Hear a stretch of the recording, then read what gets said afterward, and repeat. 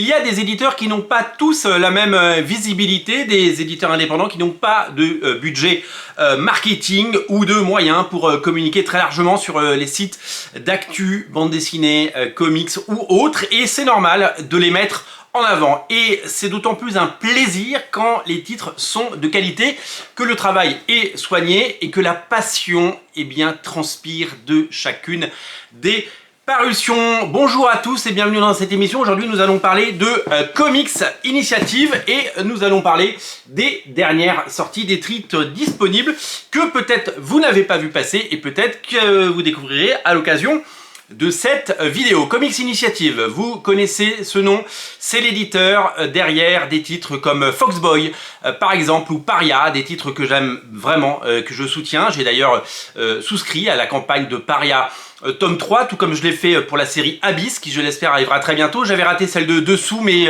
j'ai contacté l'éditeur qui m'a dit que ce serait évidemment disponible et qu'en dessous de Fred Bones, le créateur de Blood Moon, chez 619, le label 619, sortira, je pourrai en faire l'acquisition et je pense que ça sortira en librairie. Vous connaissez la mécanique, c'est un éditeur indépendant, engagé, et qui propose des séries indépendantes, des séries de qualité, et des choses qui peut-être n'auraient pas eu l'heure de carrière si il ne les avait pas sorties et s'il ne les avait pas proposées. D'abord, il passe par la case financement participatif, Ulule, où quelques centaines de lecteurs préachètent et précommandent et font confiance à cet éditeur. Ça lui permet évidemment de faire de la vente directe et donc de ne pas, entre guillemets, devoir diluer la somme, le prix de vente revient à l'éditeur et à l'auteur, et du coup ça permet évidemment de donner des ailes à des projets, à les faire naître, et ensuite ils sortent en librairie et vous les trouvez dans toutes les bonnes librairies, et je traverse la France régulièrement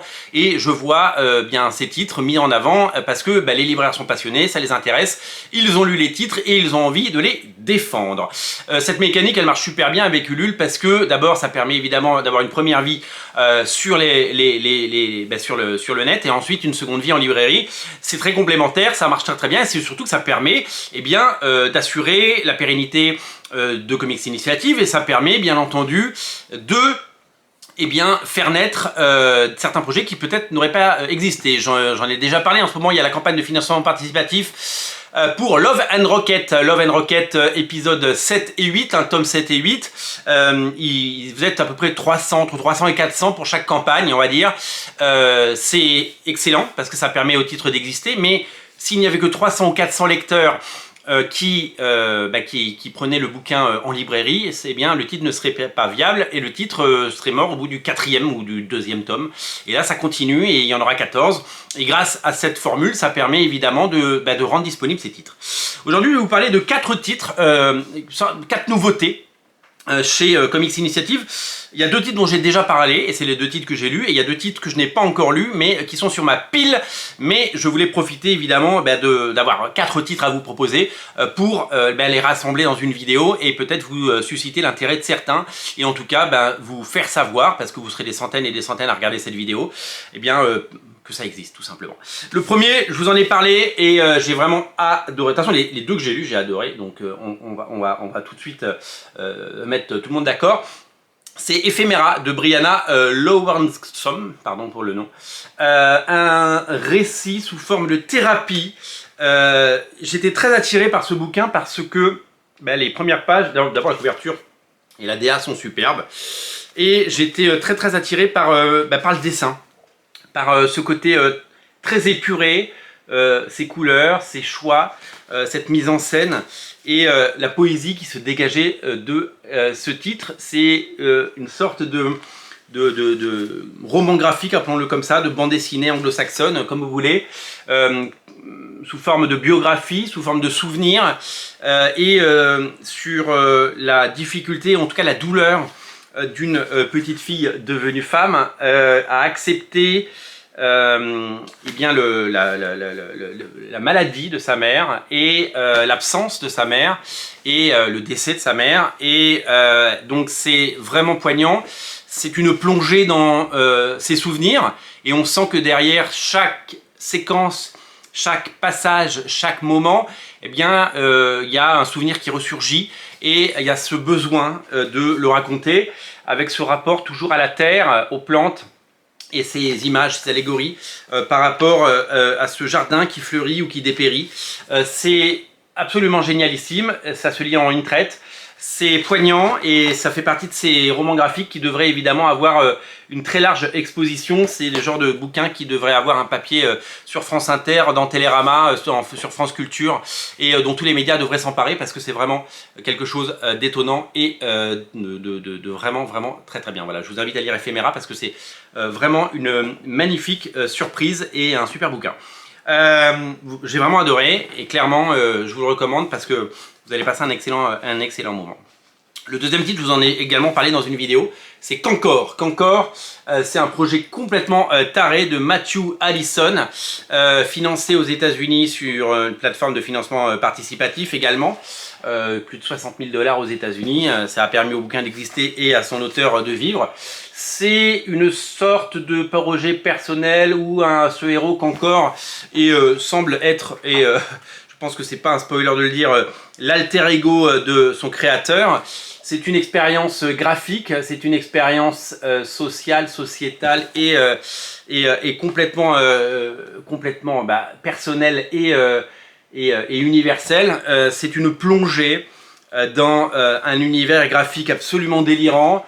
Faut se laisser emporter, quoi. Si vous accrochez à ce type de dessin, eh ben vous allez passer un sacré bon moment parce que c'est étonnamment exceptionnel.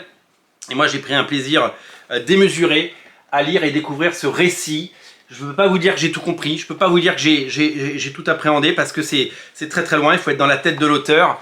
Mais graphiquement, c'est l'histoire des combats intimes internes d'un auteur et de son état d'esprit à travers des représentations graphiques et visuelles, la place d'un auteur dans une société et évidemment le parcours pour créer, le parcours pour exister.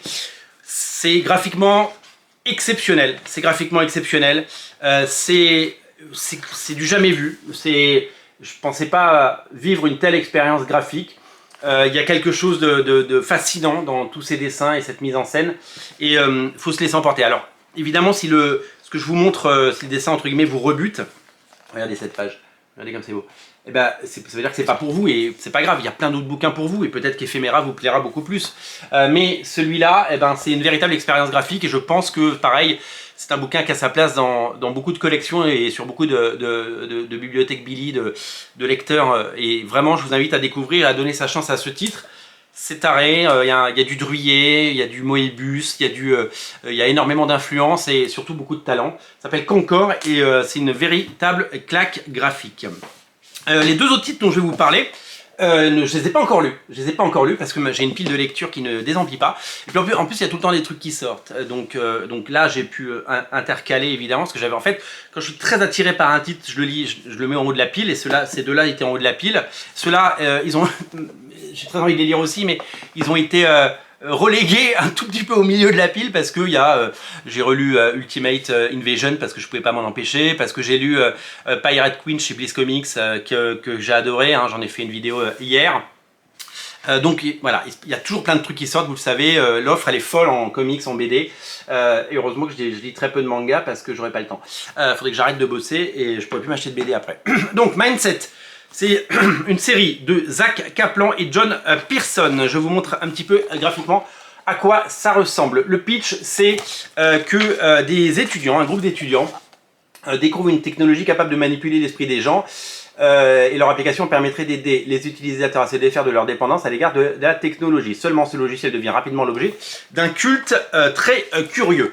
La couverture, elle est folle, elle est magnifique, et donc du coup, c'est le genre de bouquin qu'on a envie de prendre. Il y a une véritable, pareil, expérience graphique, et je crois que chez Comics Initiative, on peut dire qu'il y a une volonté de proposer des choses très différentes.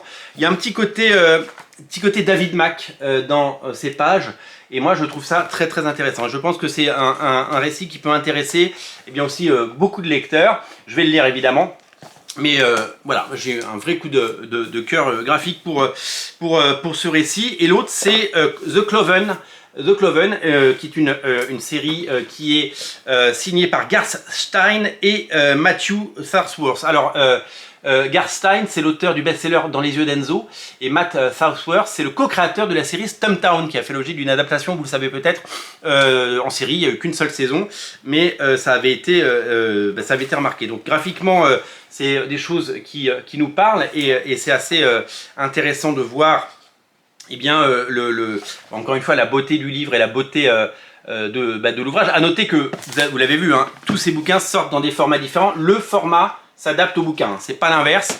Il faut avoir un bon format pour avoir un bon bouquin, et ça c'est vraiment voilà. Donc là c'est du souple par exemple, tous les autres sont en dur, mais voilà, c'est adapté. Il n'y a pas vraiment de moule parce qu'il faut que ça s'adapte aux intentions de l'auteur et de l'édition originale. C'est l'histoire de James Tucker. Alors ça a l'air assez barré, hein. Moi j'aime beaucoup graphiquement, et je pense que je vais me régaler. James Tucker, on l'appelle Tuck. Il rêve d'une vie normale à l'université comme n'importe quel étudiant, et il va se retrouver prisonnier d'un laboratoire, et on va faire des expériences sur lui, et il va pas évidemment, mais il va se faire aider, et il va croiser le chemin où est-ce que c'est? J'essayais de relire le truc parce que j'avais lu le pitch. Enfin voilà, il va se faire aider, il va pouvoir s'échapper, et il va pouvoir vivre une vie voilà. Mais vous allez voir, c'est très spécial parce que c'est assez barré. C'est une véritable virée mystérieuse et atmosphérique. C'est un roman graphique assez délirant, et je pense que ça peut, voilà, ça va me plaire, et je sens que ça va me plaire. Je crois qu'il y a plusieurs tomes aux États-Unis, en tout cas c'est marqué livre 1 ici, parce que dans une boutique de comics en VO, j'ai vu le bouquin qui est beaucoup moins bien édité parce que c'est une version souple et beaucoup moins jolie. Donc du coup, on a une nouvelle fois une belle édition en France. Voilà, donc ça c'est mes deux prochaines lectures. Chez Comics Initiative, mais c'est deux bouquins que je voulais vous présenter à l'occasion évidemment de cette vidéo, et puis les deux que j'ai lus qui sont là et qui sont particulièrement chouettes. Voilà, je vous invite à lire qu'encore et Ephéméra, et je vous invite à découvrir tous ces titres. Souvent, je vais vous donner un exemple. On dit souvent que les bandes dessinées et les comics sont au rayon comics et que ça les condamne. Quand je vais régulièrement, moi je travaille dans le quartier Montparnasse à Paris, il y a deux librairies de BD, une très bien qui s'appelle La Planète Dessin, qui met notamment des bouquins comme Mon Parrain la Bonne Fée en avant, hein, sur les tables de mise en avant, hein, genre entrée de magasin, première table, Mon Parrain la Bonne Fée, ça fait plaisir. Et puis il y a des librairies comme il y a la Fnac Montparnasse, je vais y faire un tour de temps en temps, et ils ont un énorme rayon BD qui est génial à la Fnac Montparnasse. Et dans cette Fnac Montparnasse, Encore et Ephéméra, ils sont avec les récits d'auteurs, vous savez, de tous ces romans graphiques, à côté de Daniel Clowes, à côté de Charles Burns, de Dédale, de Monica, qui est un énorme succès, vous le savez. Donc on a vraiment une chance d'avoir ces titres qui peuvent être pris en main par des gens qui seraient susceptibles de l'aimer, parce que un fan des X-Men il va pas forcément aller vers Ephéméra, alors qu'un fan de Daniel Clowes, et Daniel Clowes on le sait, hein, c'est des milliers de ventes, peut-être qu'il y aura plus de chance. Voilà, donc c'est les bouquins qui trouvent leur place, et je trouve ça super. Voilà, retrouvez tous ces titres, soutenez-les, et puis je vous invite à découvrir la campagne qui se termine bientôt pour Love and Rocket sur Ulule. Ça se termine très très vite. Allez faire un tour sur Ulule parce que ils font un super boulot chez Comics Initiative. Bravo Michael, et à très bientôt. Salut!